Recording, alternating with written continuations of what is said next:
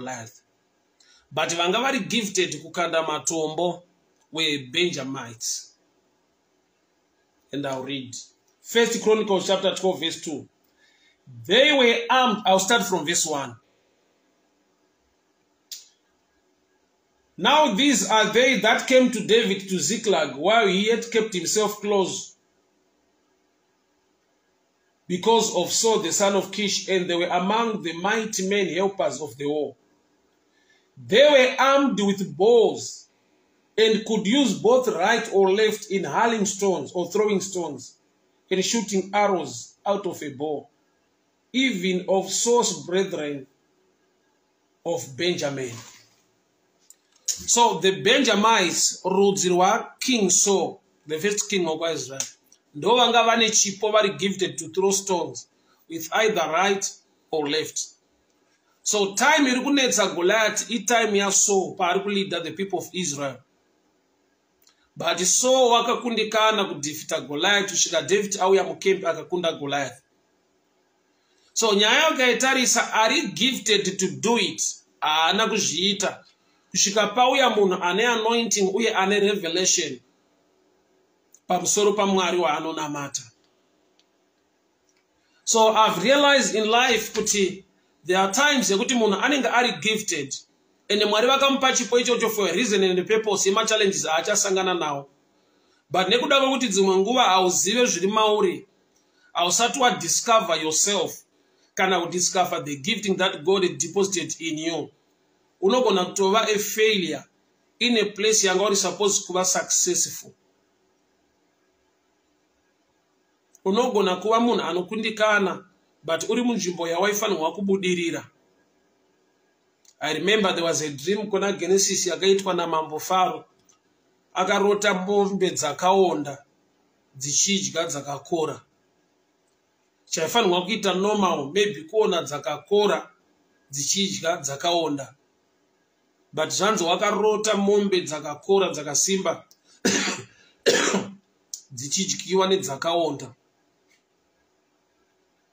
That's a picture yekuti munguva yaunenge une strength uri supposed kuita zvinhu ndonguva yauri kutokundikana, nokuti mombe yakakora yakasimba ndo ine capacity yekumedza kakaonda kadiki.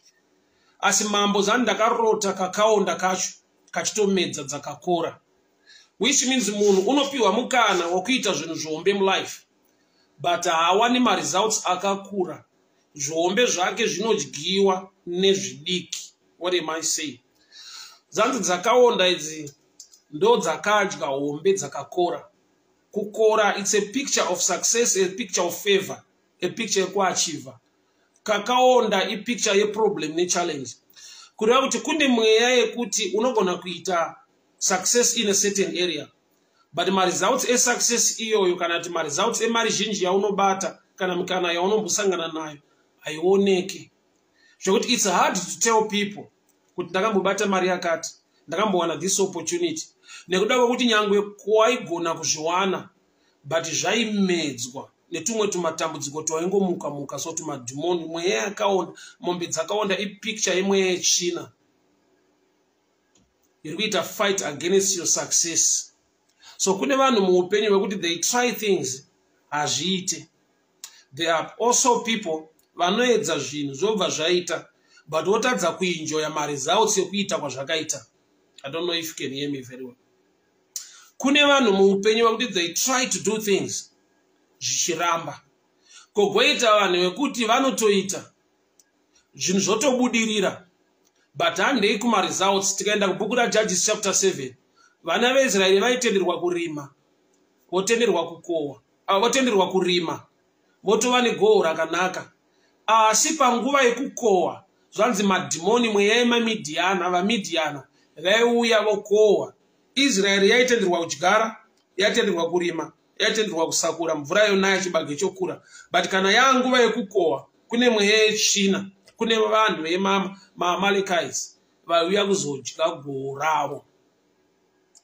So pane nguva yekuti uri kutoita zvinhu muupenyu, uri kutoshandawo nesimba, mari yacho ichitobatika, but chinoshanda mari ndochauri kushaya. uri kuita zvinhu muupenyu, mikana iri kuzaruka.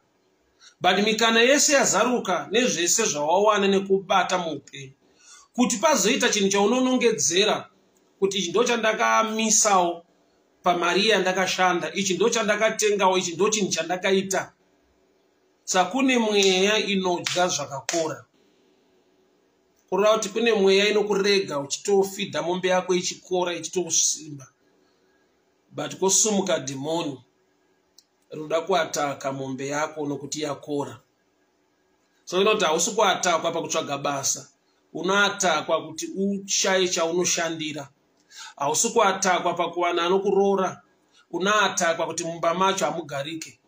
Hausi kuatakwa pakutadza kubata mari, uri kuatakwa kana waibata kuti inoshaya chainoreva. Panobuda nyaya dzingori ugly dzakangoonda-onda, yeti zviri kubva pamombe yakakora. Saul was gifted as a Benjamite to throw stones with either right or left. But panguva iyoyo ari gifted kudaro, kune mukomana akauya mukempa anonzi David, akakanda dombo akauraya Goliath. Ari gifted haana dombo raakakanda, iye aine chipo chokukanda matombo. Nekuda kwekuti kuva gifted is not enough ukasadiscover the gift and use the gift in the right season and the right time to achieve.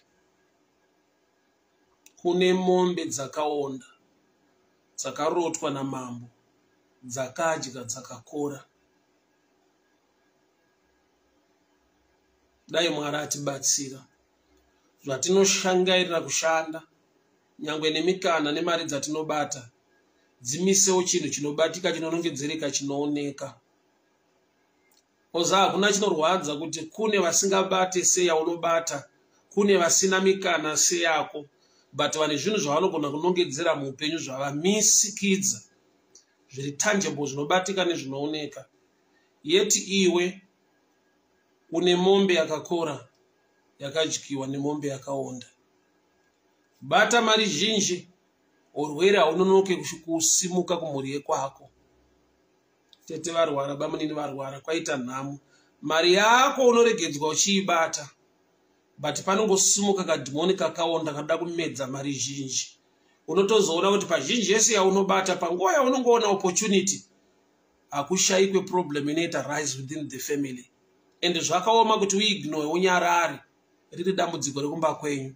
Ende vanhu vachitotarisirawo kuti iwewe uripo, ende iwe nemoyo nekurwadziwa. Unosvika panguva yekuti vamwe vako mufamily vari kuita zvinhu zvinobatika. Iwewe unotowana zhinji, une mikana yakakura, yako mari ndeye kukavha maexpense enhamo bedzi. Ndiri kuti here ignore nhamo dziripo? No. Ndiri kuti izvo nhamo idzodzo mweya yemombe dzakaonda dzinoda kudya zvakakora. Collins Shepherd, I minister healing upon your life. Ndinotaura kuporeswa, ndinotaura utano. Muzita raJesu Kristu weNazareta. Amen. Colin Kanyani, God bless you. Blessing Mungwari, God bless you. Priscilla Maxwell, may the good Lord bless you. Mweya wemombe dzakaonda dzinodya mombe dzakakora. That's a demonic system. Inokurega uchiita zvinhu, uchiwana a well-paying job, uchitobata nyangwe nemari yacho, uchiwana ma-opportunities. But chaunogona kuzonongedzera after 5 years, after 2 years, or after a year, kuti pamukana uyo ndakawana pa this tender, neno ndakaachiva izvi, hauna chekunongedzera. Mombe dzakaonda, dzakamedza, dzakakora, that's a demonic system. Yekuti pese pawabatira mari, pane kadambudziko kanosimuka. Sarah Mighty Nguve, I minister healing upon your life this morning in the mighty name of Jesus. Poreswai, Zikinorwai, Muzita raJesu Kristu weNazareta. Amen and amen. Bevlin Chiunda, so happy to see you online. May the good Lord bless you. May the good Lord protect you. May the good Lord favor you. Christopher Mauni, may the blessing and the favor of the Lord be upon your life. So I pray this morning, I rebuke that demonic system. Mombe dzakaonda, dzichidya dzakakora. That system iri kuitika mumari dzako. That system inoitika murelationship yako. Kuti relationship yekuti vanhu vakaitarisa vanoiyemura. but at the end tinogotaura pamusoro pemombe dzakaonda. Hapana chihombe chikuru chakabatika murelationship iyoyo. Zvakangoperera munyaya dzekurwadzisana nekuchema. Ndinorayira every demonic system inorepresentwa nemombe yakaonda kuti iregere kusvika pedyo nemombe dzako dzakakora. Muzita raJesu Kristu weNazareta, I rebuke that demon. Mweya unofaita mari zhinji yawabata, zvirwere zvinongosimuka kana waachiva waane mamwe maachievements muupenyu kuti ushayiwe chaunonongedzera. I rebuke that demon. I rebuke that demon. I rebuke that spirit. Be delivered in the name of Jesus. Be delivered in the name of Jesus. Dzikinurwa mangwanani ano. Mwari ngavakuwanire nyasha. Mwari ngavakuchengete. Mwari ngavakugonese. Muzita raJesu Kristu weNazareta. Amen and amen. Mai Kudaumba, a good morning to you. God bless you. Margaret Nyika. Amadzangu muswere munyasha. Mwari vakuchengetei vakugonese. Mike Show Msiwa Dube, God bless you. Mwari ngavakuchengetei, Mwari ngavakugonesei, Mwari ngavakudzikinurei, Mwari ngavakurerei. Till we meet again tomorrow, same time, between 7 and 8 Zimbabwean time. Muswere munyasha. A good day to you. God bless you. May the good Lord favor you. In Jesus' mighty name I pray. Amen. Give to Mavesere, good day to you. Kokera Tawedzera, God bless you. Juliet Matogo, Gabriel, God bless you. Marivakitire Nyasha, Muskwere Munyasha, Amadzangu Rupafadzwai. Ashton Sugar Mandaza, all the way from Derby, UK. God bless you. God bless you. Marivakitire Nyasha, Marivakurupafadzai. Tinashe Paya, God bless you. God bless you. Saramaiti Nguwe Mai Kudaumba, God bless you, God bless you. Muskwere Munyasha Amadzangu, Forget Wellington, God bless you. Winichi Menya, Felix Jazi, Blessing Mungwari, a good day to you. Lawrence Mataka, Rebecca Chimenya, God bless you. Tinotenda Gurure, Nyasha Zwanzwe Mariwaku Chengete, Gideon Mutandwa, God bless you. Elizabeth Makaita Musache, God bless you. Mariwaku Itre Nyasha, Prince Mukakawa Kuriseko, Cape Town. May the good Lord bless you. May the good Lord favor you. Mike Wadula, God bless you. Decent in Jonjo. Bye bye.